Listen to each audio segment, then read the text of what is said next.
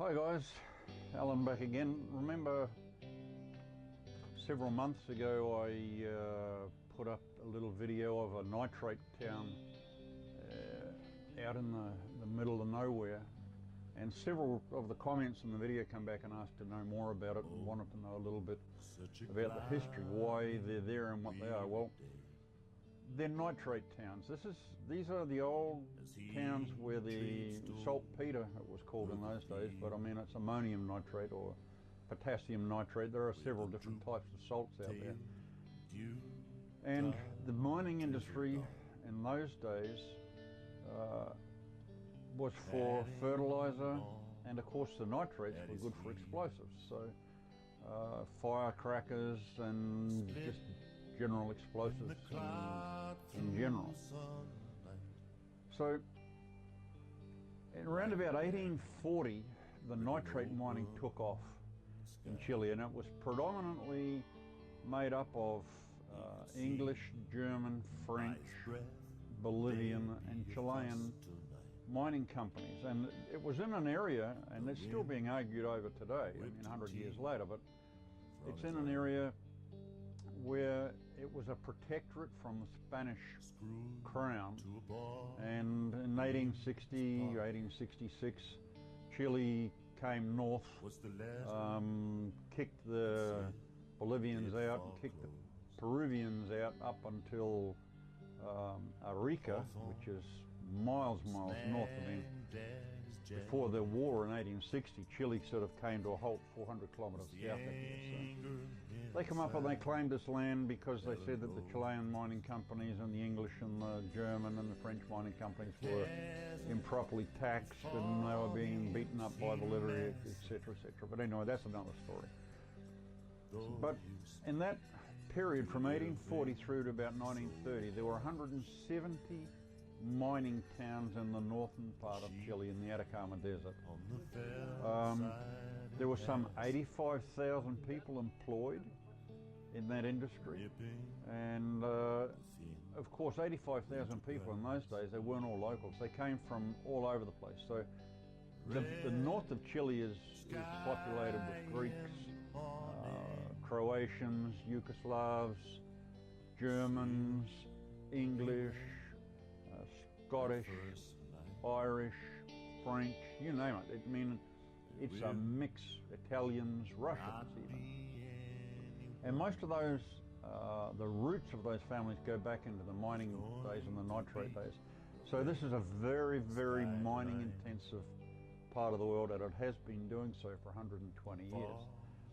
However, in 1940 and 18, the majority of the mines in this area were owned by the British and by the French and by the Americans and by the Chileans.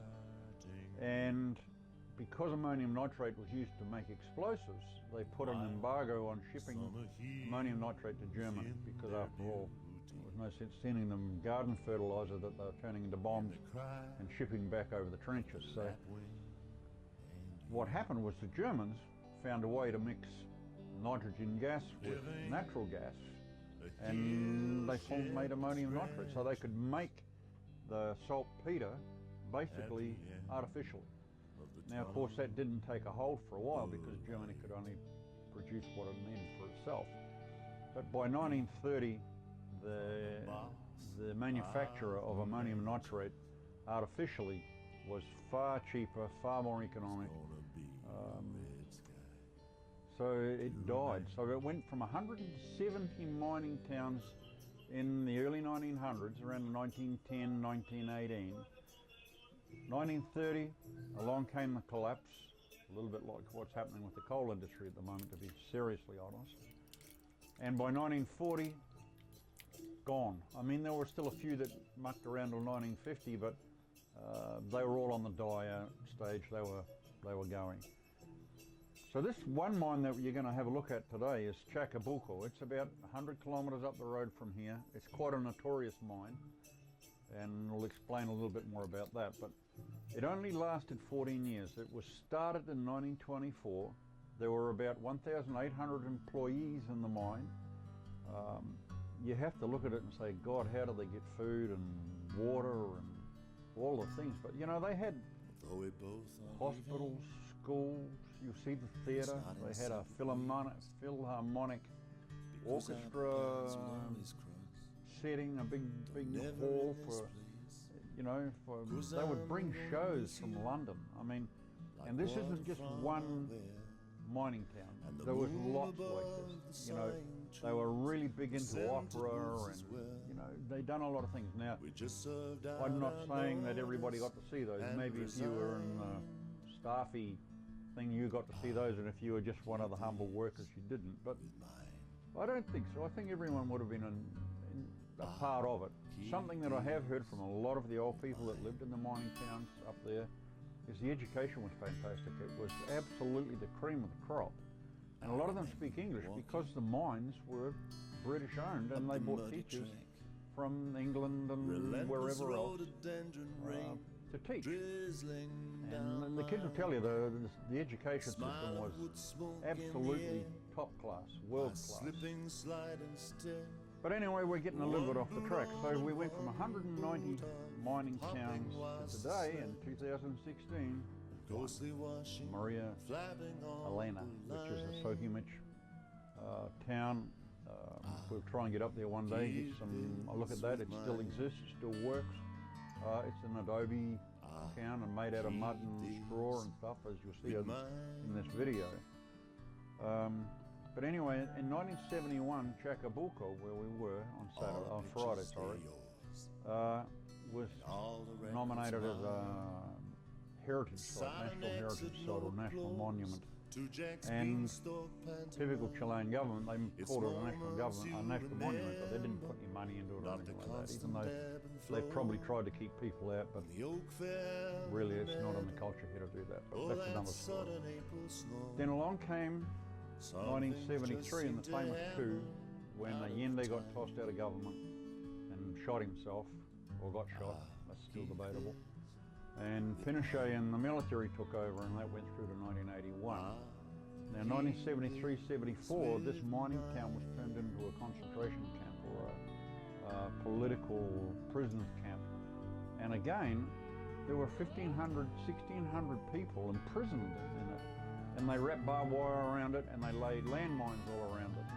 In fact, one of the problems with it up there today, they're well fenced off, but there's still 90 landmines missing in there. Out of all the landmines they put in, they can't find 90 of them. So you don't go walking around anywhere where you're not supposed to. I mean, it's not in town. It's more in the outskirts where someone would try and run away, I suppose. But anyway, there's landmines there. In 1974, I'm not saying things settled down, but they disbanded the prison, which it basically was, and there are a lot more people went into that prison and came out. They executed a few people up there.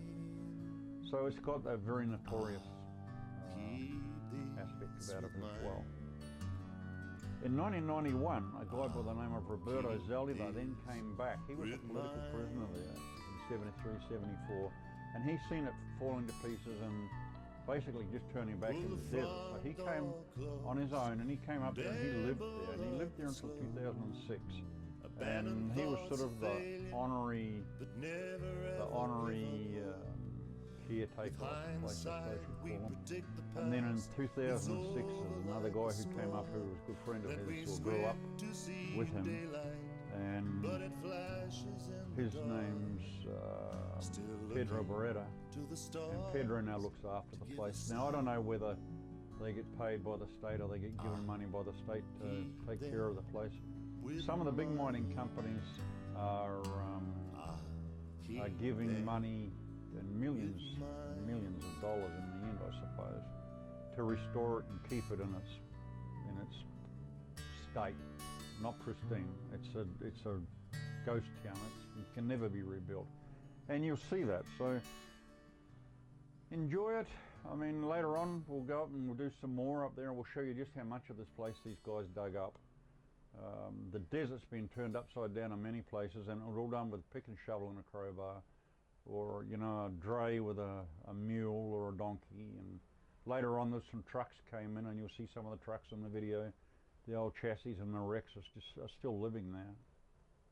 And enjoy it. I mean, I'll try and do some more series on different places and different aspects of the old Chilean mining culture and the old towns, and show you a little bit around this desert. It's a hard place to see unless you know where to go.